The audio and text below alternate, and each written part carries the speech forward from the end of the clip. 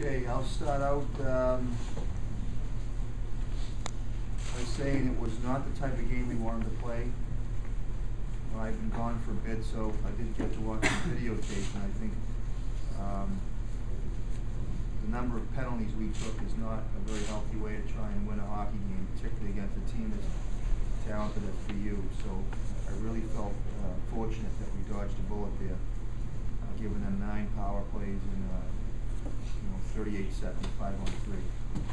So we've got penalty killing and our goaltending gets a lot of credit for the win. Questions? You have to be happy. I mean, this is a team, I think, since once in Aganis Arena until last week, and now you won 2 in a row. And you probably got down on the edge, and you're on the edge of only part. Given how the season's gone for you, that would be pretty tough. I mean, obviously, to get a win is great. It's a 3-game series, or best of 3-game series, and you always want to be on the winning side of the first game. I just don't like the style in which we played. I thought BU controlled the third period, and I think a lot of their offense was fueled from their power plays. You were gone for a while. What was the number one thing that you noticed when you weren't around that you took to practice and tried to show your team going into the weekend? They'll tell you, we don't really change much in terms of drills. I think there was a little bit more of a balance because they're going into the playoffs, and everybody that's in the tournament wants to get to the Garden. That's the kind of the holy grail of it all. But not much. They haven't changed. I think they've been trained well over the years, so I think they know what they have to do, and there's an efficiency about them in practice that's kind of fun for the coach.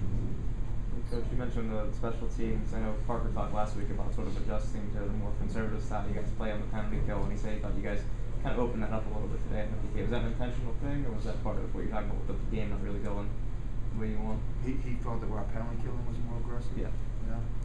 I think it was and it wasn't. They were doing some things in the first period that were leaving us exposed a bit. So we tried to make some adjustments after that first period that invited a little bit more flexibility from our killers to pressure a little bit more. But that's a dangerous balance there because you got Wasowski back there and then on the other point. They're able to move the puck away from the pressure pretty well. So the good news is we've had the same killers all year, and I think they kind of reroute each other well as the game goes on. Coach, there was that stretch early in the second where you killed off one of their power plays and then came right back and got the goal. Can you just talk about that stretch and kind of taking control there? I don't remember that part of it. It was Sure, before Pim's goal. Oh, Pim's goal there? Yeah, was that a penalty killing goal either, or was that It was It was just right after power play expired. Yeah. I don't remember, honestly. I'm sorry. I don't remember much about that sequence. I remember his goal, and I remember Coyle had a breakaway in the third period, but I don't really remember that much. I thought we played pretty well in the second period, but I don't really remember that segment.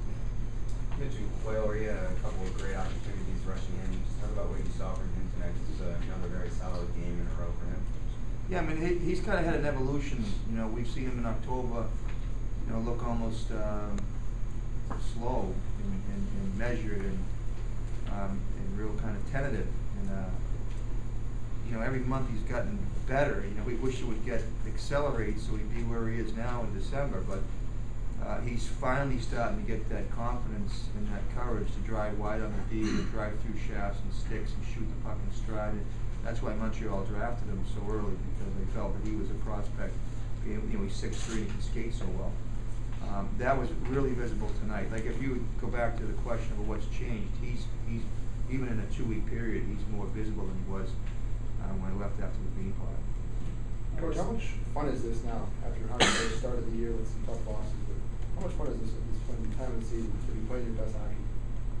It's fun. I've said before, and these guys will tell you, I liked our team early. We just couldn't win. We would lose games, 3-2 in overtime, tie games, and they've got an energy about them that's very unique, and they've got a lot of confidence in what they're doing, and most importantly, they adapt well.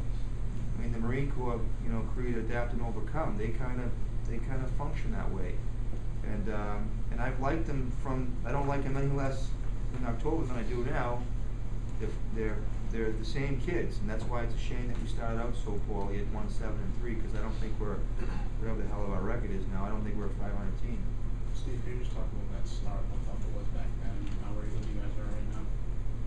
Yeah, I mean, it's definitely frustrating when you can't seem that nothing's really going your way, and you seem like no matter what you do, you're not getting on the good side and winning those games. But it was a grind, but I think like Coach said, we had a confidence about us that we figured it was just going to turn around. We just had to put a couple games together, and then once we got a couple wins, we came back from the break. We got rejuvenated, and we haven't really looked back since. Playing well.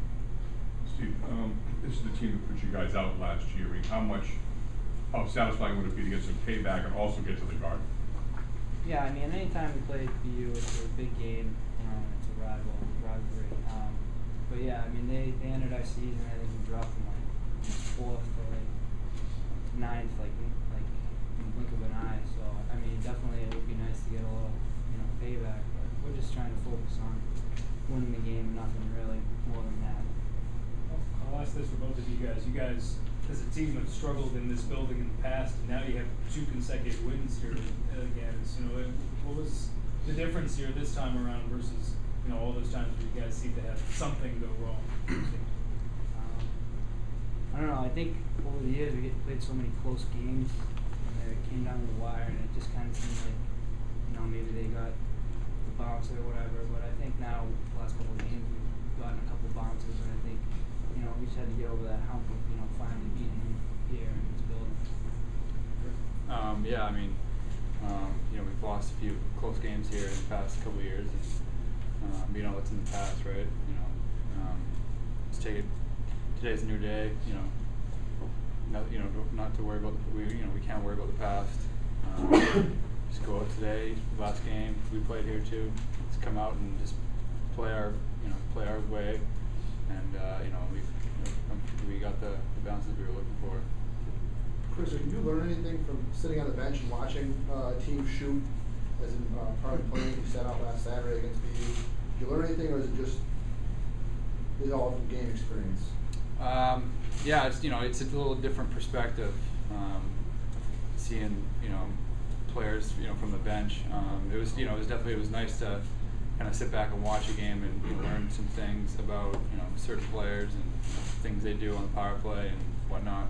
So it was definitely to my advantage to see it from a different perspective rather than in the net. So you think that helped you tonight? Yeah, I'd say so. I'd agree. It did definitely help me. Chris, when they had the 2-man power play, were there any particular shots that you were queasy about when they were putting all the pressure around you in that when they pulled the goalie and all that stuff late in the game? Not really. I mean, we practiced that a lot, so it wasn't like it was brand new for us. I thought we handled it pretty well. I give a lot of credit to our penalty kill. He blocked some shots for me, which was nice. But yeah, I mean, there wasn't really any shot that was surprising or anything. Chris mentioned block shots, 24 of them tonight. Just talk about what it's like playing behind a bunch of guys that are going to lay down to take the shot. Oh, it's huge. Anytime you can block a shot, it just makes my job easier. So yeah, this is the time to do it. We don't have anything to save it for. It's playoffs. You got to sacrifice yourself to get in front of that shot, and they did. Thanks a lot. Can you take us through that? One last question. Can you take us through that second goal and just is this as well as you've been seeing the ice lately? It's kind of a lucky bounce, but I don't know if I was really seeing the ice on that one. But no, I was cutting across the middle, and I was kind of looking for to drop it back, but they had some good back pressure, so I just kind of tried to pull it and shoot it quick, and I think it went off the guy in front of me. Just kind of a little bit of a lucky bounce there, so it went in. A little hot stick right now. Thanks, guys.